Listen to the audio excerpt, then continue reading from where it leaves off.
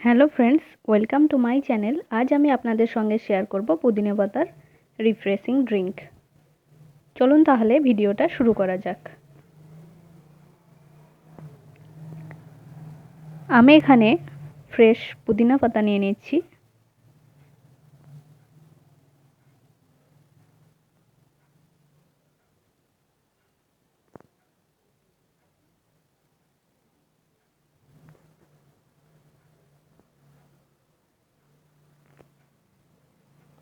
পুদিনা পাতা আমি খুব ভালোভাবে ধুয়ে পরিষ্কার করে নিয়েছি।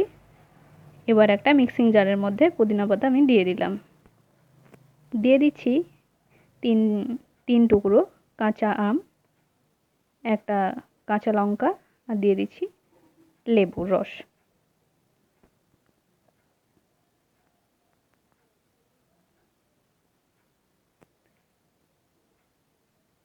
এর মধ্যে দিয়ে দিচ্ছি বিট নুন,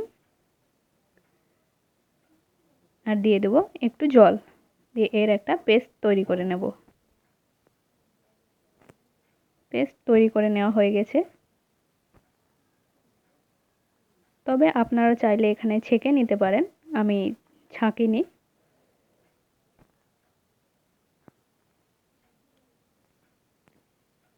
এবার এর মধ্যে দিয়ে দিচ্ছি ঠান্ডা জল,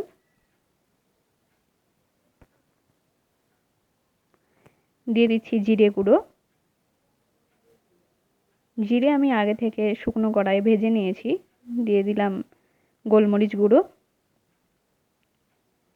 আরও কিছুটা আমি বিট নুন দিয়ে দিলাম। আপনারা এখানে চাইলে চিনিও ইউজ করতে পারেন, কিন্তু আমি করিনি।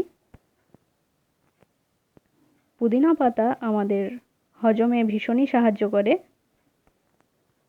পুদিনা পাতা খাওয়া শরীরের পক্ষে ভীষণই ভালো।